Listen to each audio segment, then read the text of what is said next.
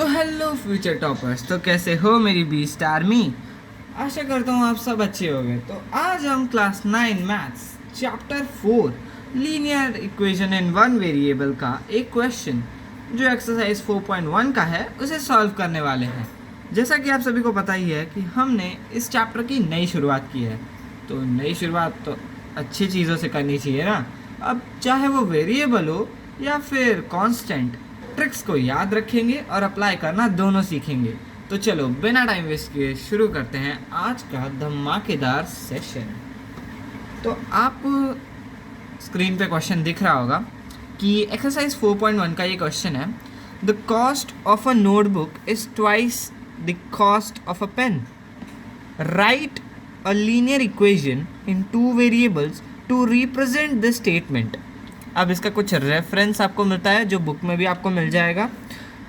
Take the cost of a notebook to be X, यानी notebook की cost को हम क्या कंज्यूम कर लेंगे, इधर एक्स कंज्यूम कर लेंगे। And that of a pen to be Y, यानी पेन की कॉस्ट हम उधर वाई कंज्यूम कर लेंगे। ठीक है, तो अब हम इसको उसी फॉर्मेट में शुरू करते हैं। सो फर्स्ट लिखना शुरू करते हैं। Cost of a notebook is equal to rupees X and cost of a pen equals to rupees Y. Okay, अब आगे सॉल्व करते हैं। तो according to the condition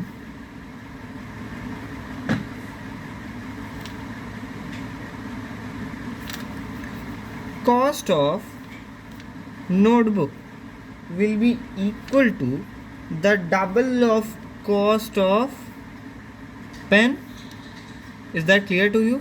यानी कि अगर पेन की कॉस्ट 10 रुपीज़ है तो नोटबुक की कॉस्ट डबल होगी, यानी 20 रुपीज़ होगी। ऐसा आपको अज्यूम करना है।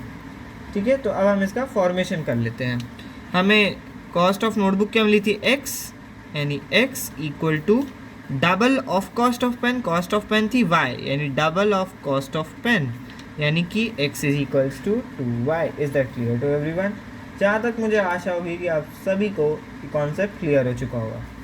अब इसका हमें सबसे ज़्यादा मेन टर्म लिखना होगा, तो अब हम इसका मेन टर्म लिखेंगे। तो मेन टर्म हमारा क्या हो जाएगा, to write it in the standard form. एक बात आप ध्यान रखिएगा, आप टू वेरिएबल्स वाले जितने भी क्वेश्चंस करेंगे उनमें हमें स्टैंडर्ड फॉर्म को यूज़ करना है। ठीक है, which is ax plus by plus c equals to 0। Is that clear to everyone? अब हम इधर इसी फॉर्मेशन को लिख लेते हैं, x minus 2y equals to 0। तो ये हो गया आपका इक्वेशन। आशा करता हूँ आपको ये टॉपिक समझ में आ गया होगा। अगर नहीं समझ में आएगा तो आप मुझसे कमेंट बॉक्स में ज़रूर से पूछ लीजिएगा। अब मैं आपको हमेशा की तरह जो टिप देता हूँ वो देना चाहता हूँ।